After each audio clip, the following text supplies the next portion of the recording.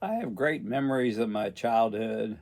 Born in 1953, not even a city block from my house, was Twin Oaks Golf Course, and the Licking River was probably a quarter mile away.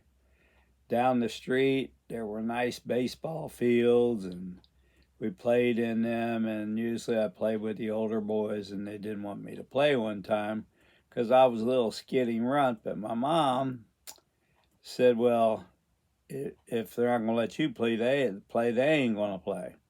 So one of them that was there, he wasn't much bigger than me, maybe smaller. His name was Mike Battaglia, who ended up uh, announcing the greatest horse race in the world. Uh, and anyway, so they ended up letting me play, but we would find golf balls in the weeds very easily, very nice golf balls, and sell them back to the golfers. And I remember one time my mom made a bunch of lemonade, which was very, very good lemonade out of fresh lemons. And we bought ice and nice cups and made a pretty good little profit. And there were some bully kids around me, tried to bully me while I was selling it around the putting green, which was near my house on the number 5 hole. And my friend Doug, who we called Igor, he weighed 252 pounds in, I think, the 6th or 7th grade. And he went down there and he told them they better leave me alone or he was going to put the a whammy on them. And they took off and left me alone. So, but we had a great childhood there, and just really enjoyed the the baseball. Rosedale swimming pool was across the street from us, and we rode our bikes, chased lightning bugs, and camped out. Jumped in the leaves in the autumn. And I remember one time my brother Randy was riding a bike and run his head right into the back end of a '59 Chevrolet, I think it was. It was pointed, and it just about knocked him into a concussion, I think, and he cut his head real bad. And my mom kept going spastic and saying, "Oh, James, you need to take him to the hospital." My dad just got a rag and a pan of water and started just cleaning his head, shaved his head a little bit, and put a Band-Aid on it. Said there ain't nothing wrong with him, and no doubt he was knocked silly.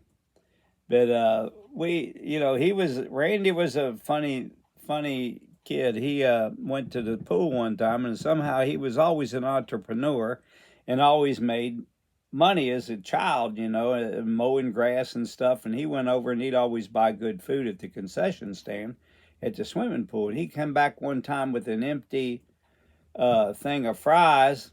All he had was the thing they put it in. And he said, man, he started laughing. He said, I bought you some French fries, but I ate them on the way, which is just across the street.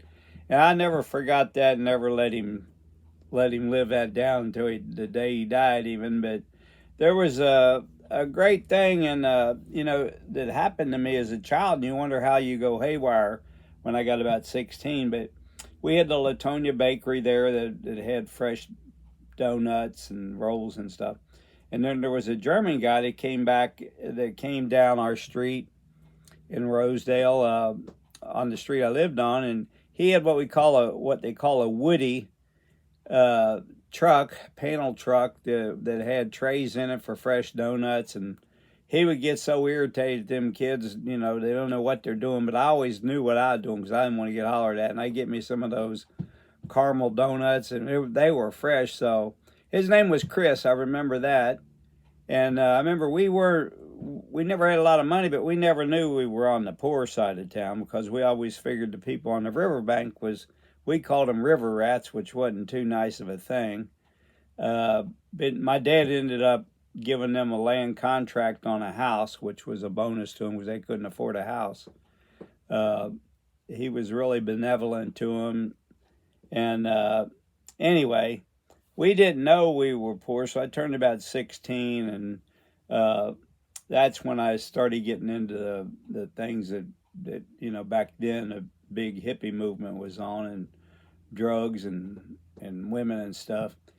And anyway, just wanted to you know, say some of my good memories from my childhood. I remember I painted a house when I was 14 years old, and my dad had me use that $40 I think it was I made of painting a double 2-story house, and had me use that for my school clothes. And I thought, boy, that ain't right.